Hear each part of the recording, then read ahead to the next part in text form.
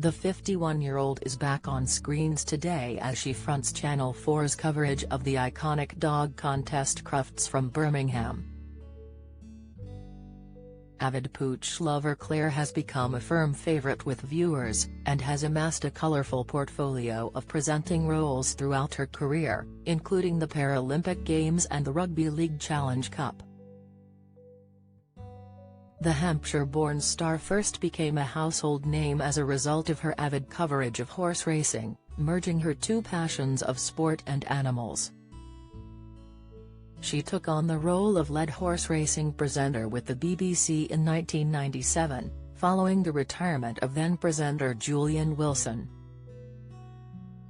Prior to her emergence as one of Britain's most recognisable and trusted voices, Clare had a breathtaking encounter of her own when she went down to have her morning treats, to find Her Majesty sitting opposite her on the breakfast table.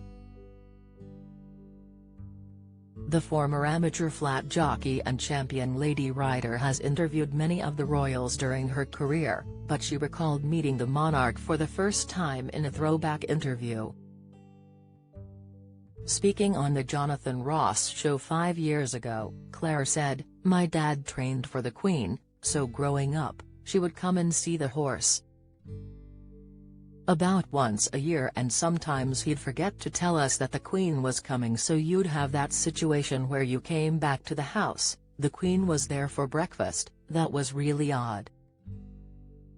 I thought it was a bit odd because we weren't having breakfast the way we usually had it. It was all a bit smarter.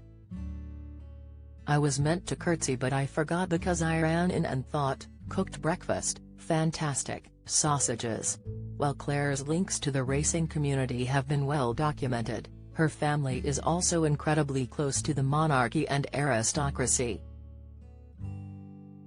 Her maternal grandfather, Peter Hastings Bass, and her maternal uncle, the 17th Earl of Huntingdon, were also trainers of the Queen's horses. Priscilla Hastings, Clare's maternal grandmother, is also descended from the Earls of Derby. But despite these close ties to the firm, Clare was once put in her place by the Queen's husband Prince Philip, who passed away last year. Recalling the encounter, and paying tribute to the Duke of Edinburgh, the TV star noted that she was parachuted in to do a last-minute interview with the royal in 2010. At the time, Hugh Edwards, who normally carries out royal coverage, had to be near 10 Downing Street, as the Conservative Party and Liberal Democrats were thrashing out a deal after a hung parliament.